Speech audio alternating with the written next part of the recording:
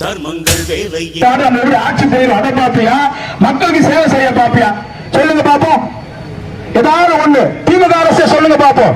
இங்க இருக்கிற அத்தனை பேர் தான் கேட்கறேன் நான், ஏதாவது ஒண்ணு செய்ய முடியுமா? இந்த 2 வருஷத்துல நம்ம எப்படி ஜெயிக்க போறோம்? மக்களுக்கு எந்த விதத்துல நம்ம டோக்கன் கொடுக்கலாம்? டோக்கன் கொடுத்தா எப்படி ஓட்டு வரும்? எந்த பக்கம் ஓட்டு வாங்க முடியும்? எப்படி எல்லாம் கொள்ள எடுக்க முடியும்? இதுதான அவங்க ஆட்சி, இதுதான அவங்க மீறி, இதுக்காக அவங்க மக்கள் தேர்ந்தெடுத்தாங்க. கேட்டா 40 கேள்வி, நாங்க தான் 40 தொகுதி வச்சுன்னு. நீங்க 40 ஜெயிக்கல. கடந்த 2 வருஷமா நம்ம தொகுதி போறோம்னா